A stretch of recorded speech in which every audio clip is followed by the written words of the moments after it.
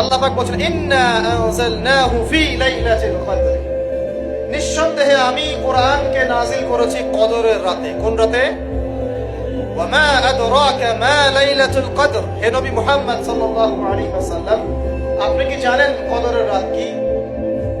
লাইলাতুল কদরি খায়রুম মিন আলফি শাহর, আল্লাহ পাক বলেন কদরের রাত হচ্ছে হাজার মাসের চাইতে উত্তম।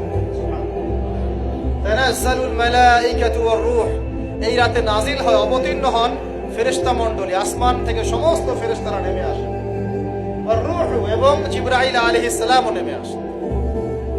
তানাজ্জালুল মালাইকাতু ওয়ার রূহ ফিহা বিইذনি রাব্বিহিম মিন কুল্লি আমর, এই রাতে আল্লাহ পাক তাকদীরের ফয়সালা করেন প্রত্যেকটা বিষয়ে।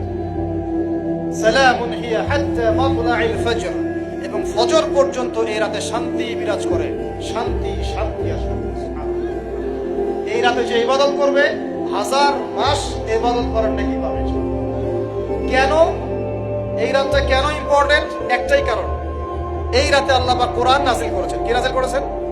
কোরআন। এখন আসেন একটু মনোযোগ ধরে রাখেন। আল্লাহ পাক কোরআন নাযিল করেছেন লাইলাতুল কদরে। আর লাইলাতুল কদর কোন মাসে? শাবানে, রজবে না রমজানে?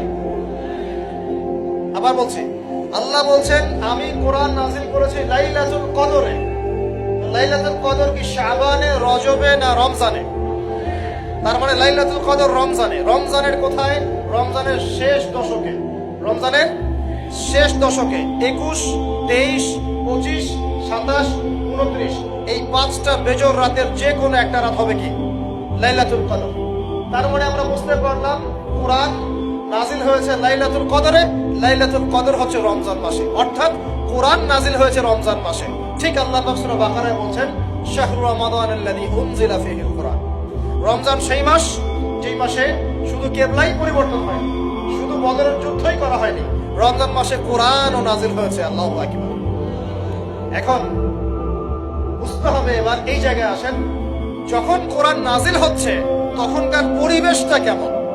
এই যুবক ভাইরা একটু খেয়াল করেন, আপনাদের জন্য এই লেকচারটা ইম্পর্টেন্ট, কারণ আগামীর কাজগুলো আপনাদেরকে করতে হবে। রমজান মাসে কোরআন নাজিল হয়েছে, এখন দেখবো আমরা কোরআন কোন প্রেক্ষাপটে নাজিল হয়েছে, কেন নাজিল হলো, কোরআন নাজিল হওয়ার কি প্রয়োজন ছিল বিশ্বে। কোরআন নাজিল হয়েছে এমন একটা সমাজে, যে সমাজটাকে আমরা বলি আইয়ামে জাহিলিয়া। কি বলি ভাই? কোথায় নাজিল হয়েছে? হেরা গুহায়। কার উপর নাজিল হয়েছে? মুহাম্মদ রাসূলুল্লাহ সাল্লাল্লাহু আলাইহি ওয়াসাল্লামের উপরে। কখন, কিভাবে, কোন প্রেক্ষাপটে? প্রেক্ষাপটটা এমন ছিল, ওই সমাজটা ছিল আবু জেহেলের শাসন। কার শাসন? আবু জেহেল মানে কি?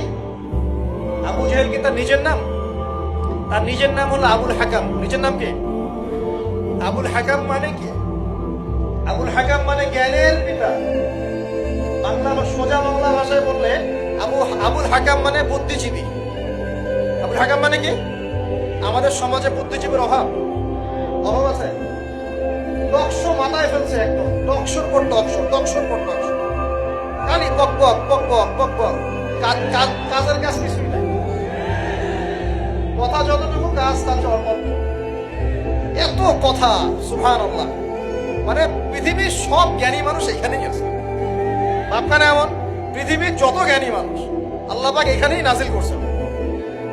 আবুল হাকাম, তার নাম আবুল হাকাম, জ্ঞানের পিতা। কার নাম? আবুল হাকাম। তাহলে এখন বলেন, আবু জেহেলের নাম আবুল হাকাম, তো এখন আমরাও কি আবু জেহেল বলে ডাকি কেন? বলেন দেখি, ও কোন জ্ঞান অর্জন করে নাই, কোন জ্ঞান চেনে নাই? যখন কোরআন নাজিল হচ্ছে এবং রাসূল সুন্নাহ দিয়ে দাওয়াতি কাজ করছেন, ইসলামের প্রচার করছেন, ও ইসলামের এই আলো চিনতে পারে নাই বলেই তার নাম আবু জেহেল। সে অনেক বস্তুবাদী জ্ঞানে জ্ঞানী ছিল ঠিকই, সমরবিদ্যা জানতো, অর্থনীতি জানতো, সে কূটনীতি জানতো, সে রাষ্ট্র পরিচালনার জ্ঞান জানতো, সে দারুন নাদওয়া পরিচালনা করত, সে ব্যবসা করতে পারতো, সে কি জানতো না? কেন তাকে আবু জাহেল বলছি? কারণ সে কোরআন সুন্নাহর জাজল্যমান সত্যটাকে ডিনাই করেছে। এরকম লোক আমাদের সমাজে আছে কিনা? শুধু আমাদের সমাজে না, এরকম লোক দিয়ে এখনকার বিশ্বটাই ভর্তি।